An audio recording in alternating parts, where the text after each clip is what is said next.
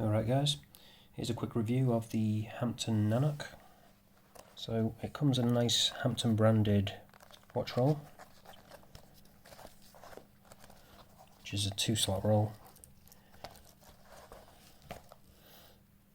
So as for the watch itself, I went with the black dial version, but you can actually get it in white as well. And it comes with the Sellita SW240 movement, so you get the full day and date complications. I really like the way they've laid it out. I like the symmetry of it. Definitely looks better than having the date window at the 3, which a lot of watches do. I also like the overall design as well. I like the way they've used the blue accents throughout, from the second hand to the tips of the indices as well as the Nanok text above the automatic. It's a very cohesive design, and I do like the vintage look as well, with the slightly off-white indices. So as for the bracelet, it's a H-link bracelet with female end links, which is good, which along with the curvature in the case does help conform to the wrist really well. It's also got a coating on which apparently helps prevent scratches, hardening coating. So far I've had no issues with it, and it does seem to be holding up well. I haven't got any scratches at all. So as for the clasp, it's a little bit chunky, but overall I think it's just about right. I do like the finish. I do like the mixture of the brushed and polished, along with the Hamtun logo. It looks good. It also has a diver's extension, which is a nice addition, and you can set it to different levels too, which is good. And it's also handy as well because there is a slight design issue with this clasp. It has 3 micro adjust holes, but you can't actually use any of them apart from the end one, as this end link, the way it's been designed, it doesn't actually allow it to go any further in. Ross does know this issue and apparently is looking at sorting something out. So if that does come through, I will definitely do an update talking about that in the future. As for the rest of the clasp, it's a nice milled clasp. Nothing too fancy, but does the job. And twin pushers as well.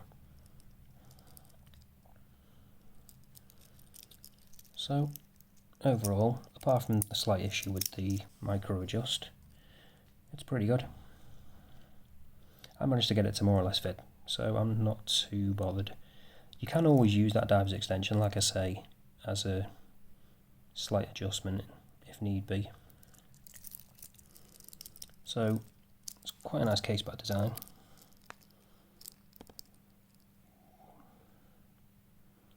With the usual information on. Got the water resistance rating, the fact that it's sapphire crystal, 316L stainless steel.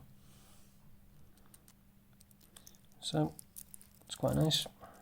It's got a nice signed crown as well, the Hamtun logo. I do have a slight issue sometimes though when it comes to the screw-in crown. So as I say, it is a screw-in. It's easy enough to unscrew. I'll just quickly show you. You can adjust the date at the bottom and turn it the other way, and you can adjust the day at the top, and obviously pull it out again to adjust the time. So this is where the slight issue comes in though. When you come to re-engage the crown, it can sometimes be a little bit finicky and not want to screw in. Okay, that's not actually too bad this time, but like I say, sometimes it can be a little bit finicky. So if you do plan on buying one of these, just be aware of that. But other than that, and the clasp slight issue, which hopefully will be sorted out soon, I'm pretty happy with it overall. I'll just quickly show you some dimensions. So we've got a case thickness of just over 11mm, so it's pretty thin. we've got a dial diameter of 39mm, and we've got a lug width of 20mm. So overall, really nice dimensions. And like I say, with that female end link and the nice curvature to the gaze, it does conform to the wrist really well. Now I'll show you that in a second. I'll just quickly show you that it does definitely have sapphire crystal with the trusty diamond selector too.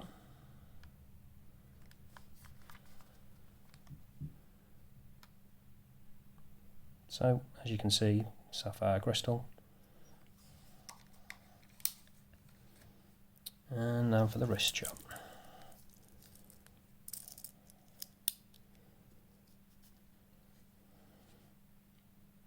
For reference, I've got a 7-inch wrist.